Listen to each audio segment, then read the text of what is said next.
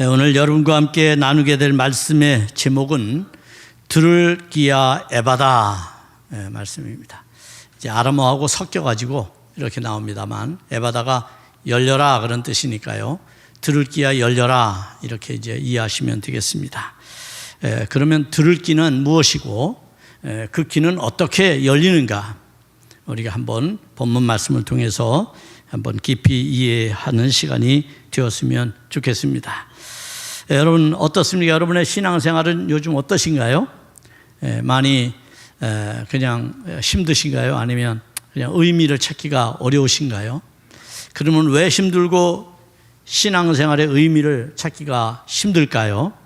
그것은 우리의 어떤 의미에서 보면 참여도라고 그럴까요? 내가 어떤 일에 참여하는 것에 대한 열정이 혹시 식었기 때문은 아닌가 한번 돌아볼 필요가 있습니다. 가령 우리가 예배에 여러 가지, 또 우리의 신앙생활에 여러 가지 도구들이 있죠.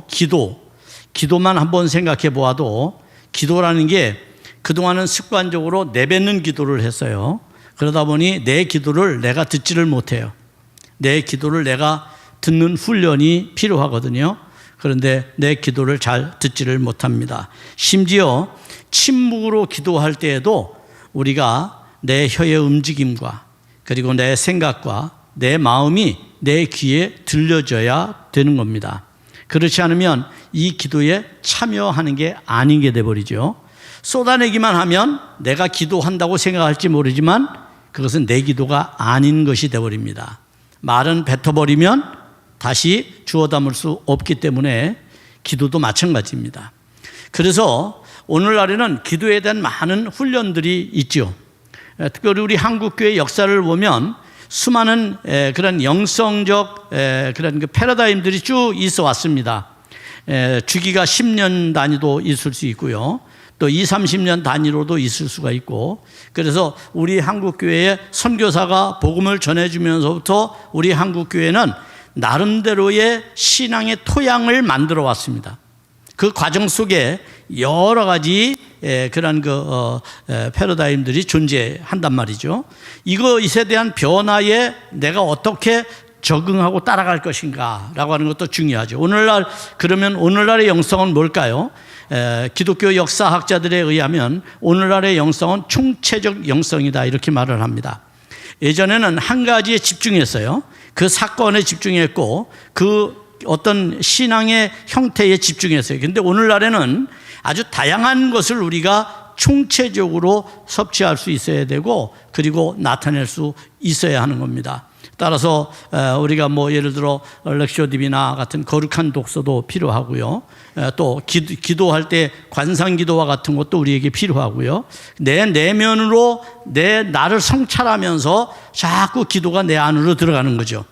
밖에 그냥 쏟아내버리고 책임 없는 기도가 아니라 내 안으로 자꾸 들어가서 성찰하고 다시 바꾸고 변화하고 그렇게 되는 삶이 우리에게 나타나야 된다는 거야.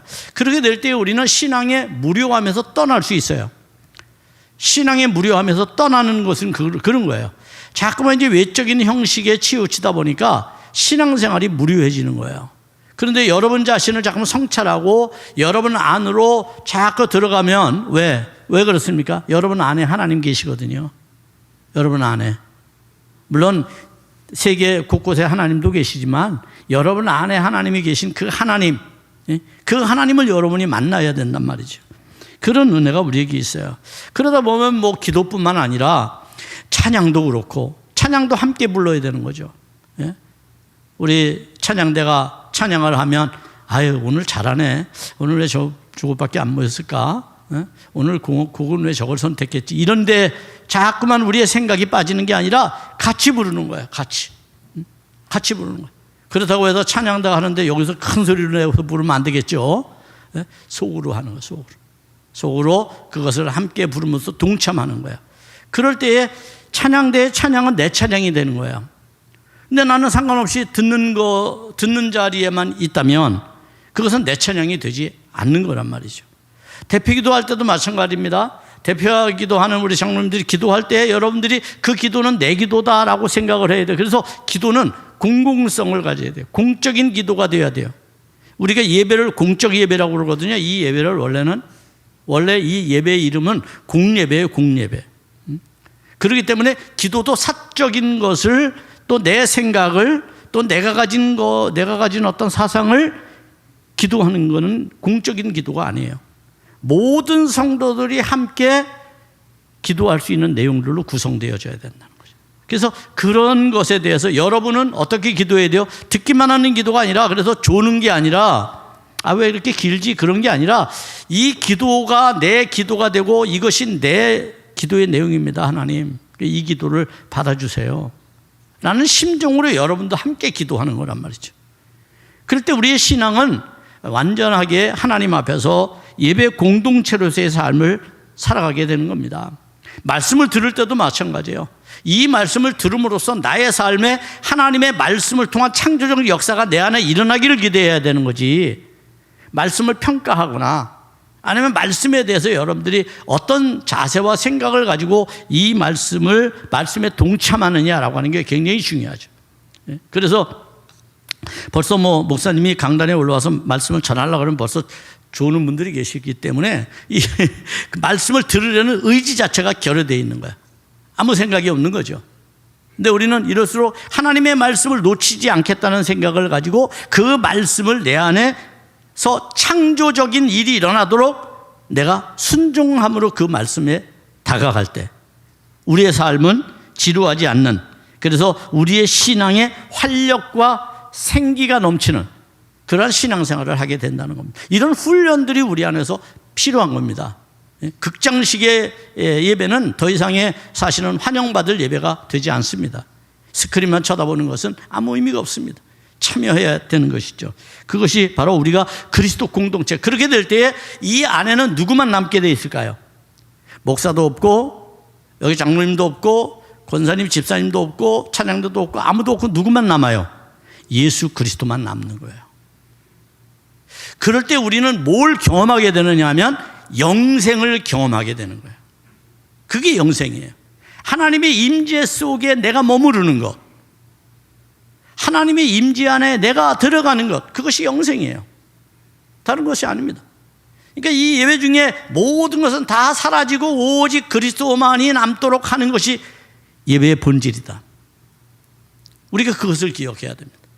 그러기 위해서 각자가 다 최선을 다하는 거죠. 찬양은 찬양대, 기도 맡은 분은 기도 맡은 분대로, 또 헌금은 여러분 드리는 봉헌의 시간에 여러분들이 봉헌 책임 있게 하는 거고, 또 안내도 책임 있게, 각자가 맡은 자리에서 설교자는 설교자로서 진실하게 정직하게 말씀을 여러분들에게 대언할 수 있도록, 그럴 때 이 예배는 그리스도 공동체가 드리는 완전한 예배, 모든 건 사라지고 오직 예수 그리스도만이 존재하는 예배, 그 속에서 나는 영생을 경험하는 그런 은혜가 있게 되는 줄로 믿습니다. 사실 오늘 말씀은 그런 의미를 담아서 이 말씀을 좀 우리가 들을 필요가 있습니다. 오늘 말씀이 단지 여러분 귀가 듣지 못하고 말이 어눌한 사람을 고쳤다, 아니 나는 귀가 잘 들리는데 난 말도 또박또박 잘하는데 이게 남 얘기야, 이렇게 말하면 여러분 이 말씀을 여러분 스스로가 죽이는 거예요. 말씀을 사망에 이르게 하는 겁니다. 그런데 말씀을 살려내는 사람은 어떤 사람이냐면, 이 말씀은 1세기에 있었던 이야기가 아니라, 이 말씀은 귀가 안 들리는 사람과 말 못하는 사람에 관한 이야기가 아니라, 이 말씀은 나에 관한 이야기야. 나를 어떻게 하나님이 내 안에 말씀을 통해서 나를 창조하시고 나를 변화시키는지에 대한 기대감을 가지고 오늘 이 말씀을 들을 때 말씀을 살려내는 성도가 된다는 걸 깨닫기를 바랍니다. 말씀에 집중하는 일이 굉장히 필요하죠. 오늘 본문을 보면 예수님께서 마가는 예수님의 행적을 아주 빠른 속도로 진행시켜 갑니다. 31절에 보면 이렇게 말씀해요. 예수께서 다시 두로 지방에서 나와 시돈을 지나서 데가볼리 지방을 통과하여 갈릴리 호수에 갔다, 이렇게 31절에서 말합니다. 이것은 예수님의 행적을 빠른 속도로 진행시켜 가는 거예요. 그렇다면 오늘의 말씀은 이 지역을 통과한 내용과 결부되어 있다는 것을 좀 기억해야 돼요. 그냥 예수님이 그냥 이렇게 여러 마을을 거쳐왔구나. 그리고 갈릴리 호수에 왔구나. 거기서 귀 못 듣는 사람과 말 못하는 사람의 병을 고쳤구나. 이렇게만 이해하면 오늘 말씀은 여러분은 실패하고 만다는 거예요. 왜 여러 지역을 지났다는 것을 마가는 특히 이야기를 할까요? 그러면 오늘 나타나고 있는 이 사건은 이 지역과 무관하지 않다는 거예요. 이 지역과 관련이 있다는 거예요. 이 지역 사람들이 예수님을 어떻게 대했는지를 우리가 알게 된다는 거예요. 예수님에 대한 그들의 입장을 우리가 생각하면서 이 이야기를 들을 필요가 있다는 것이죠. 자, 여기에 어떤 일이 벌어졌습니까? 갈릴리 호수에 이르렀을 때 귀먹고 말 더듬는 사람을 만나게 됩니다. 32절입니다. 32절에서 사람들이 귀먹고 말 더듬는 사람을 데리고 예수께 나와 안수하여 주기를 간구했다 그랬습니다. 치유받기를 간구했다. 회복되기를 간구했다는 거예요. 하나님 예수 그리스도를 통해서 창조적 본래의 상태가 되기를 원했다는 거죠. 그래서 귀 먹고 말 더듬는 사람을 예수님 앞에 데리고 왔습니다. 이 사람은 이중구에 시달리는 정말로 불쌍한 사람이었습니다. 하나만 아픈 게 아닙니다. 하나만 아픈 게 아니에요. 두 가지를 동시에 고통받고 있는 사람이에요. 여러분, 우리가 말 듣지 못한다는 거, 또 말을 잘 못한다는 거, 여러분 아무렇지 않을 수 있어요. 사는데 그렇게 아주 크게 지장이 되거나 그러지 않을 수 있어요. 그러나 여러분, 이것이 그 사람에게는 얼마나 고통이 되는지를 조금만 상상해 보아도 알 수 있어요. 우리가 남의 말을 듣지 못한다는 것은 이미 단절된 상태를 말합니다.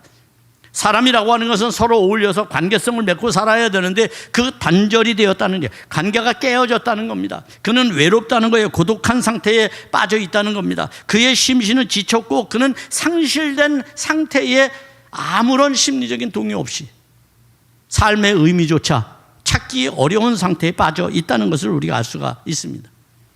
이런 사람을 대하는 예수님의 방식은 당시로서는 매우 평범해 보이지만 그러나 예수님에게는 매우 절제된 모습이었다는 것도 우리가 알게 됩니다. 고통받는 사람에 대한 연민, 예수님은 언제나 그런 마음이었죠. 긍휼히 여기는 마음, 불쌍히 여기는 마음, 그 마음이 예수님의 마음이에요. 지금도 예수님은 여러분을 그런 마음으로 바라보고 계시는 줄 믿습니다. 나의 삶의 그 어떤 상황들이 여러분을 고통받게 하고 아프게 하고 괴롭게 할지라도 주님이 나를 지금 그런 방식으로 대하고 있다는 것은 우리에게 큰 위안이 됩니다. 33절에 보면 예수님께서 이 고통받는 사람에 대해서 이렇게 대하십니다. 예수께서 그 사람을 따로 데리고 무리를 떠나사 손가락을 그 양 귀에 놓고 침을 뱉어 그 혀에 손을 대시며 라고 했어요. 참 기이하죠, 여러분? 그죠? 오늘 아마 이런 치유 방법대로, 이런 방법대로 치료하는 의사가 있다면 아마 분명히 지탄의 여론에 아마 심각한 테러를 당할 거예요. 여러분, 1세기라고 하는 것을 놓고 볼 때 이 문제도 범상치는 않습니다. 단순하지 않다는 얘기입니다. 여기서 우리는 몇 가지의 주안점들이 여기에 포함되어 있다고 하는 것을 우리가 발견할 수 있습니다. 그것은 가장 먼저는 예수님의 마음입니다. 예수님이 왜 이 환자를 따로 데리고 갔을까요? 사람들과 왜 분리시켰을까요? 사람들을 떼어서 왜 다른 곳에 가서 은밀하게 이 일을 하셨을까요? 이것에 대한 깊은 통찰이 우리에게 필요합니다. 성경은 그냥 단순히 기록한 책이 아닙니다. 소설책이나 역사책이 아닙니다. 여기에는 수많은 영성적 가치와 그리고 이 세상이 우리가 추구해야 될 삶의 가치들을 내포하고 있다는 것을 발견할 필요가 있죠. 우리는 사람을 어떻게 대합니까? 어쩌면 많은 사람들이 자신을 과장하거나 자신을 포장하기 위해서 사람들 앞에 자기를 드러내놓고 나타내기를 원하는 게 사람의 심리입니다. 인기라고 하는 것이 그래서 오늘날 시대에 그렇게 통하는 거죠. 사람들 앞에 나의 능력과 나의 잘남과 그리고 나의 신비로움과 이런 것을 과대포장하고 나타내려고 하죠. 그러나 주님은 그러지 않았습니다. 그럴 필요를 느끼지 않았습니다. 예수님은 그런 분이셨습니다. 오늘 본문에는 두 가지 행위가 있습니다. 하나는 손으로 터치하는 겁니다. 두 번째는 침을 뱉는 행위입니다. 이 이야기가 우리에게 담고 있고 우리에게 주는 메시지도 분명합니다. 예수님께서는 손으로 사랑으로 터치했습니다. 손이라고 하는 것은 어떤 걸까요? 손은 위로와 격려의 문화적 산물입니다. 사람이 다른 사람과의 관계에서 가장 평화롭게, 그리고 가장 진실하게, 그리고 그 사람에 대한 배려를 나타내는 것이 손입니다. 여러분, 악수 문화가 왜 생겼습니까? 악수 문화가 나는 빈손이라는 겁니다. 나는 당신을 해치지 않는다는 겁니다. 평화의 조약과 같은 겁니다. 서로 악수함으로써 나는 당신과 평화롭게 지내기를 원해. 나에게는 아무런 무기가 없어. 나는 당신을 해치지 않아 라고 하는 것을 표현하는 인간적인 문화입니다. 여러분, 허들링과 같은 것이죠. 허들링. 허들링이라고 하는 게 있잖아요. 여러분, 저 남극에 가면 펭귄이 허들링으로 알을 지켜내죠. 그 혹독한 영하 50도, 60도의 날씨에 서로 뭉쳐서 축구 게임을 하기 전에 선수들이 스크럼을 짜고 화이팅을 외치면서 허들링을 하죠. 여러분, 우리는 모두 심리적인 허들링이 우리 안에 있어야 됩니다. 서로에 대한 위로와 격려가 우리에게 있어야 합니다. 그럴 때 그것이 우리의 삶을 풍요롭게 하는 겁니다. 그것이 바로 손이 우리에게 주는 위안이라고 말할 수 있습니다. 예수님은 그렇게 했습니다. 우리 옛날에도 그런 게 있었잖아요. 우리 할머니들이, 저도 뭐 그런 어릴 때 그런 것 많이 경험했습니다. 배가 갑자기 아픕니다. 그러면 손자를 무릎에 눕혀놓고 할머니가 뭐라고 그럽니까? 배를 손으로 쓰다듬으면서 뭐라고 말해요? 내 손은 약손이다. 내 손은 약손이다. 그러면 어느덧 아프던 배는 사라지고 편안함으로 잠에 빠져듭니다. 손이 그런 겁니다, 여러분. 그러니까 예수님께서 손을 터치했다, 안수해 주기를 바랬다라고 하는 것은 그런 예수님의 사랑, 예수님의 위로, 예수님의 격려가 필요하다는 거예요. 우리 인간에게는. 우리는 예수님이 우리를 터치하는 것에 대해서 참으로 즐겨할 필요가 있습니다. 그런 마음일 때 여러분은 위로가 됩니다. 두 번째 문제는 침을 뱉었다는 겁니다. 참 기이한 행동입니다. 왜 침을 뱉었을까?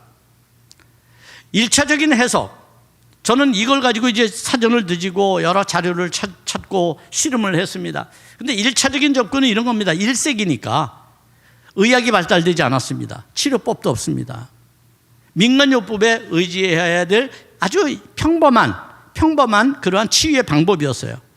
성경에는 침만 나오는 것이 아닙니다. 물도, 피도, 술도, 기름도 등장합니다. 이런 것들은 1세기의 치료의 도구들이었습니다. 그러니까 침도 그 중에 하나였다는 것이죠. 여러분, 우리도 의학이 발달하기 전에, 약품을 얻기도 전에 우리는 뭐 했어요?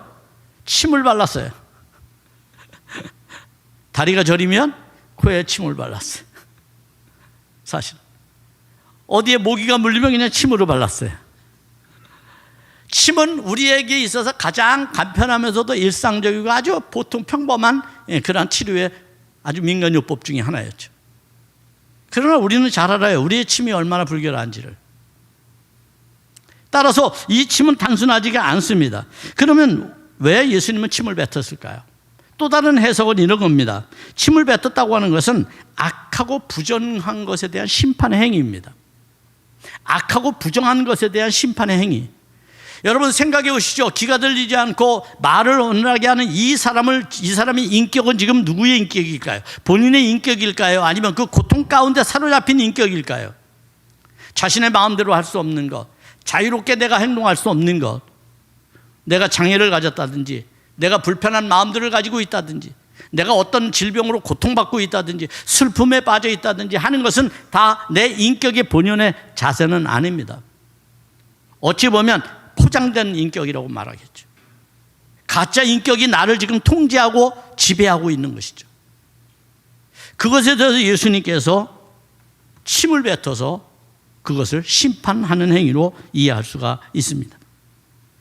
이것을 좀 더 우리가 설명을 심리적으로 한다면, 소위 이 고통을 주고 있는, 이 사람의 인격에 고통을 주고 있는 그 대상에 대하여 경멸과 인격적인 모독을 지금 예수님이 하고 계신 거야. 따라서 예수님은 여러 사람들 속에서 그 일을 하지 않아요. 왜요? 2차 가해가 주어질 수 있거든요. 그래서 예수님은 이 사람을 따로 세웁니다.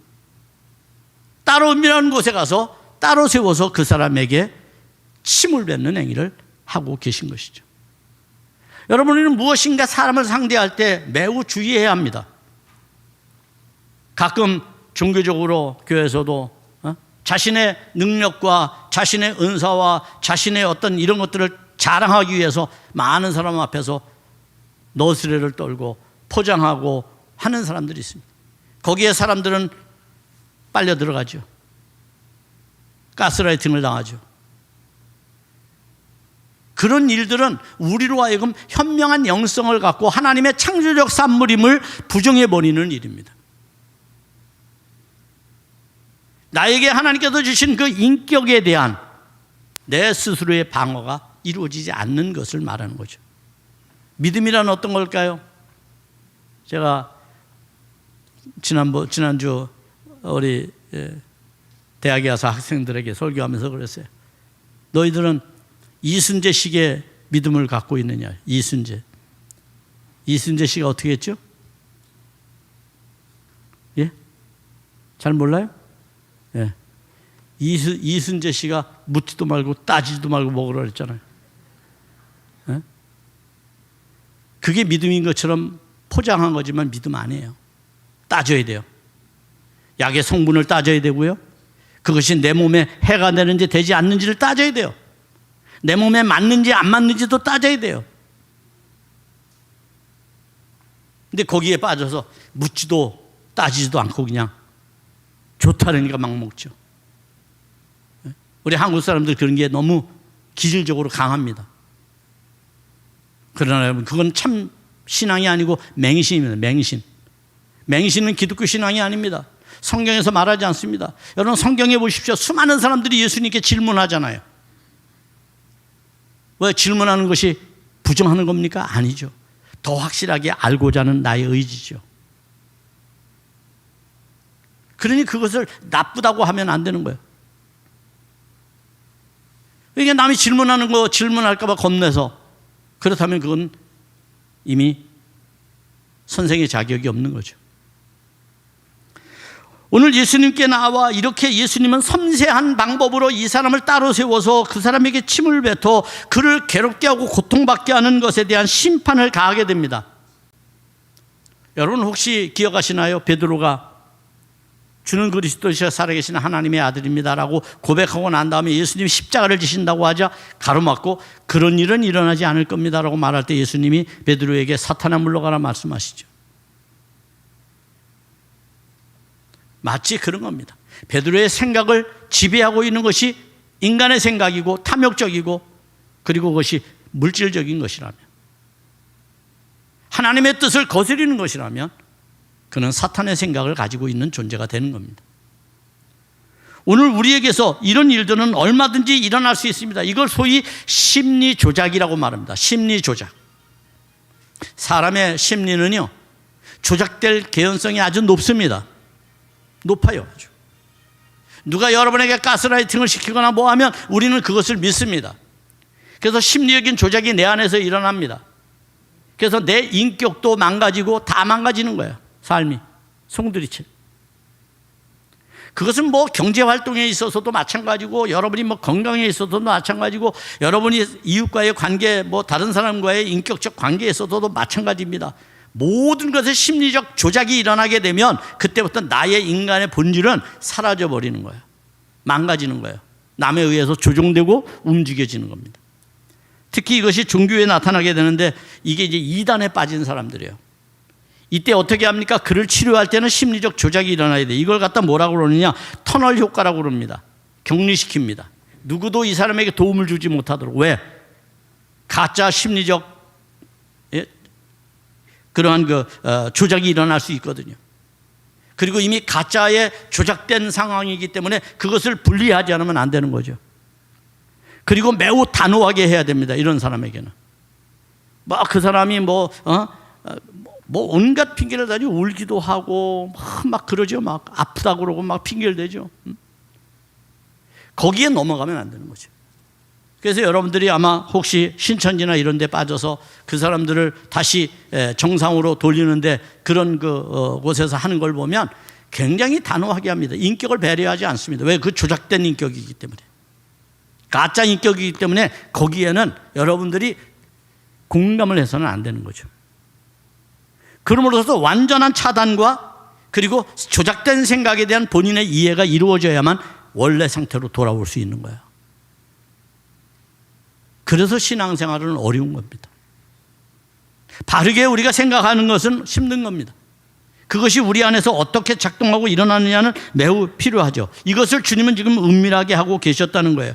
따라서 우리는 예수님의 치료의 행위에만 집중하면 안 돼요. 그동안 우리는 너무나 이것이 습관화되었어요. 치료의 본질과 의미를 도외시한 채 그냥 예수님께서 뭘 고쳤다더라, 뭘 했다더라. 그래서 가끔 기도원에서 사람들을 귀신 들렸다고 오면 때려서 말이죠, 죽이는 일들이 생기는 거예요. 이건 무지한 겁니다, 여러분. 성경에는 때린다는 얘기가 없어요. 세속적으로 다 들어온 거죠. 세상의 방법이 들어온 거죠. 무당이 하는 짓이 교회에 들어온 거죠. 그래서 버젓이 그것을 그럴싸하게 해버리는 겁니다. 이것은 잘못된 행위입니다, 여러분. 이런 것에 대해서 우리는 깊이 사고할 필요가 있습니다. 그러므로 예수님의 행위보다는 그 병을 바라보고 치유하시는 주님의 속성, 그 마음, 그것을 읽어낼 수 있어야 되는 겁니다. 이때 주님께서는 창조 행위를 하고 계시는 거예요. 말씀으로 그 사람의 인격을, 성품을 다시 본래 상태로, 죄 가운데서 자유를 얻어, 사탄의 올무에서 자유를 얻어, 귀신의 장난에서 자유를 얻어 다시 자유롭게 하시는 주님의 은혜임을 깨닫게 되기를 바랍니다. 34절은 그래서 이렇게 말씀합니다. 하늘을 우러러 탄식하며 그에게 이르시되 에바다 하시니 이는 열리라는 뜻이다. 에바다. 이 사람에게 예수님이 그렇게 말했다는 거예요. 선포했다는 거예요. 여기서 탄식하셨다고 하는 것은 인간의 연약함 때문에 주님께서 탄식하신 것입니다. 예수님은 우리를, 병든 자에게는 의연이 쓸데없지만 우리는 다 연약한 자들이고 병든 자처럼 죄에 물든 속성을 가지고 있어요. 그래서 주님이 필요한 겁니다. 주님은 그런 우리들을 위해서 오셨어요. 여러분, 이 에바다라고 하는 것을 이해하려면 우리가 5장 41절의 말씀을 좀 가보면 이해가 될 텐데요. 여기 이렇게 말합니다. 이 아이의 손을 잡고 이르시되 달리다고 마시니 번역하면 곧 내가 네게 말하노니 소녀에 일어나라 라고 하는 말씀과 같다는 겁니다. 여기서 달리다고이라고 하는 아람어예요. 아람어. 성경은 초기에 아람어로 쓰여졌거든요. 이걸 히브리어로 번역한 거죠. 여러분, 이런 아람어로 왜 이런 이야기를, 그래서 예수님께서 치유하는 장면은 이 아람어가 가끔씩 등장을 합니다. 이 아람어에서 달리다고 하면 어떤 뜻입니까? 이 의미는 이런 겁니다. 아침에 사랑스럽게 딸을 바라보면서 그 아이에게 어머니가 그 아이를 불러 깨우는 거죠. 어머니가 사랑스러운 자녀를 깨우는 그러한 모습이 달리다금이에요. 에바다는 그러면 어떤 걸까요? 에바다도 역시 그런 의미를 가져요. 주님께서 이 사람에게 묶여진 모든 것에 대해서 풀어 열리게 하는 일들입니다. 자유함을 선포하시는 거죠. 그것은 예수님의 선언적 말씀으로 내가 메시아임을 드러내는 것입니다. 내가 하나님의 아들이라고 하는 것을 드러내는 행위입니다. 왜요? 31절에서 말했듯이 두로 지방, 시돈 지방, 데가볼리, 갈릴리 지방에서 예수님을 아직도 영접하지 않았어요. 예수님을 아직도 정확하게 이해하지 못했어요. 예수님을 배척했어요. 그런 그들을 향해서 열리라고 말하는 거예요. 주님을 받아들이라는 겁니다. 주님의 말씀을 바로 이해하고 들으라는 겁니다. 그리고 주님에 대해서 바르게 말할 수 있어야 됨을 우리에게 말해주는 겁니다. 이 사람은 귀가 열려 바르게 듣기 시작했고 혀가 풀려서 말을 분명하게 하기 시작했다고 35절에서 말합니다. 그가 귀가 열리고 혀가 맺힌 것이 곧 풀려 말이 분명하여졌더라. 여러분, 맺힌 것이 풀려졌다는 게 뭡니까?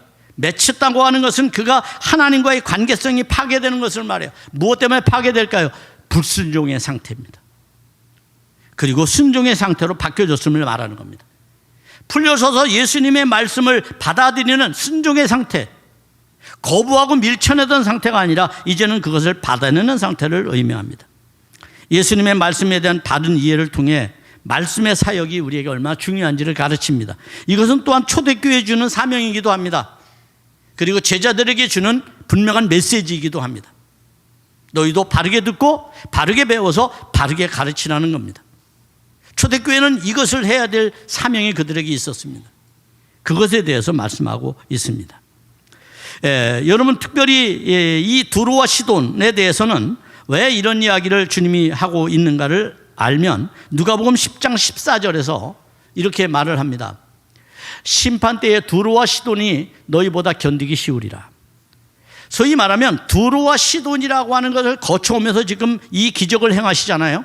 그런데 그들이 이 기적을 행하고 난 다음에 어떤 변화가 생겼을까요? 그걸 보면 심판의 때에 두로와 시돈은 그래도 낫다. 왜? 회개했다.